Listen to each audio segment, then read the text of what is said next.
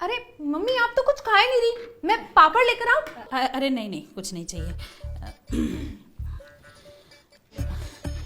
बहन के पति ने किसी कारण से ही छोड़ा होगा बहन को। क्यों?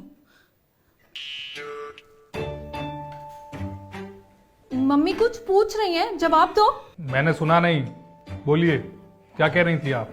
मैं कह रही थी अगर मैं आपकी बेटी को छोड़ दूं तो क्या कारण होगा छोड़ने का? अरे कुछ भी बोल रहे हो? क्या? अरे दामाद जी, आप तो एक सेकंड में ही भड़क गए। मैं तो बस ऐसे ही पूछ रही थी।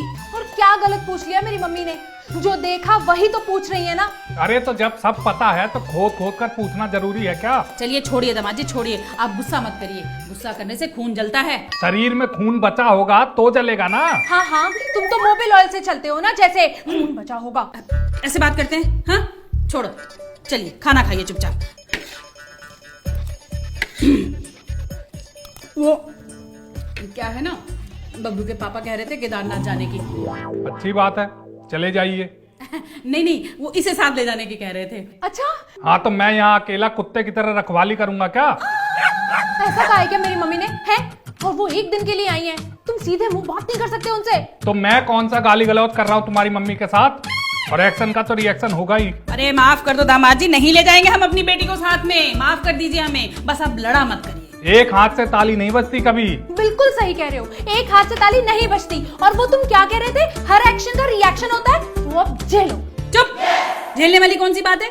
हाँ, पति पत्नी का रिश्ता झेलने वाला थोड़ी होता है। कहीं कहीं रिश्ता सिर्फ झेलने वाला ही होता है। क्यों, क्या खराबी है हमारी बेटी में? एक हो तो बताऊं ना।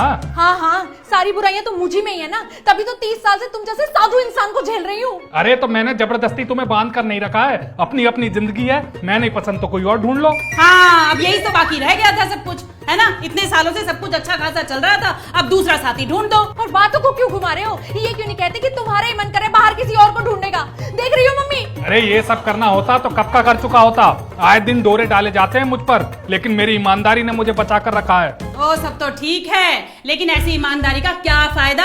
इतने सालों से 55,000 पर ही टिके हो, दुनिया देखो कहां से कहां पहुंच गई है। अरे इतना ही लालच था पैसों का तो घूसखोर से शादी कर देनी चाहिए थी। आए दिन जब बीमारी के लपेटे में रहती आपकी बेटी तो पता लगता। बुरा मत मानिएगा दामाद जी, लेकिन अगर एक बेटी होती ना आपके, तो सारी ईमानदारी धरी की धरी रह जाती जब उसकी शादी की टेंशन होती। क्यों, मेरे ससुर ने घूस के पैसों से शादी करी थी क्या?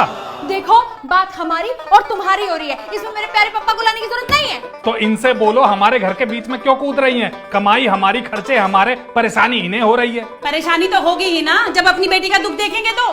क्यों, आपकी बेटी का घर बरसात में टपकने लगता है क्या? अरे वो ऐसे नहीं बोल रही हैं, वो आस पड़ोस की लड़कियों की खुशियों को देख के ये बात बोल रही है। बताओ मम्मी, कैसे पिंकी अमेरिका चली गई है? अरे इसका मतलब आप तो एक नंबर की जलनखोर हो, जिसकी जैसी किस्मत होगी उसे वैसा ही मिलेगा ना। अरे तो मेरी बेटी के भाग्य में ही लिखा था क्या भगवान ने ये दुख? अरे कौन सा दुख देख लिया आपकी बेटी ने? चिल्ला के बात मत करो मेरी मम्मी से, कह देती हूँ मैं। नहीं तो क्या करोगी? करने को बचा ही क्या है? मैंने तो मंडप में ही कह दिया था तेरे पापा को कि गुन्ना आदमी मिला है, ये एक दिन फटेगा। अरे मम्मी, ये तो घर तक भी नहीं पहुंचा था, ये तो डोली में ही फट गया था। घरों को कहने लगा सही से डोली चलाओ, अगर ज्यादा हिलाओगे तो पैदल चलने लग जाऊंगा। अरे तो इसमें गलत क्या था? एक ग्राम विकास अधिकारी किसी डोली के भरोसे नहीं रहता। भरोसा तो हमारा टूट गया दामाद जी, जो हमने अपनी बेटी भोले शंकर को सौंप दी। अब ये आए दिन अपनी तीसरी आंख खोले रखते हैं। आपकी बेटी भस्म तो नहीं हो गई ना? मोम की नहीं बनी हूँ जो भस्म हो जाऊंगी। आए बड़े तीसरी आंख खोलने वाले। हाँ।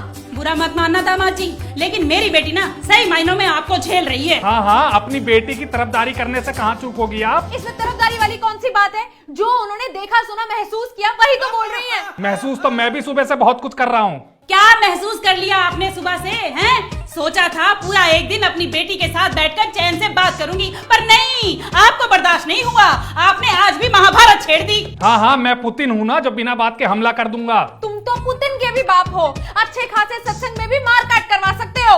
अगर मुझे पहले पता होता ना कि आपका ये लड़ाकू स्वभाव है, तो कभी जिंदगी में भूल कर भी अपनी बेटी इस घर में ना देती। मैं आवेदन देकर नहीं आया था आपकी बेटी के लिए, और इतना ही बुरा है ये घर तो ले जाओ अपनी बेटी को।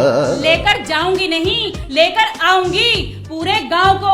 अब तो महापंचायत होगी, महापंचायत। एक ग्राम विकास अधिकारी किसी की धमकी बर्दाश्त नहीं करता। धमकी नहीं है, ये चेतावनी है। और बेटी तुझे कोई जरूरत नहीं है इस आदमी से डरने की, इसकी तो मैं ईंट से ईंट बजा दूंगी। मैं भी एक ग्राम विकास अधिकारी हूँ, 55,000 कमाता हूँ, टाटा सूमो से चलता हूँ। दफ्तर में लोग थर थर कांपते हैं मुझसे। अरे बहुत कांप गया दफ्तर और बहुत कांप गए दफ्तर के लोग। अब कांपने की बारी सिर्फ और सिर्फ तुम्हारी है। देख लेंगे कौन कांपता है। हेकड़ी ना छुड़ा दी ना, फिर कहना। तुम अगर ग्राम विकास अधिकारी हो तो मैं भी बैंक मैनेजर की बीवी हूँ, बीवी। और हाँ, तुमने जो आज मेरा दिन बनाया है ना, इसका तो मैं सूद समेत बदला लूंगी।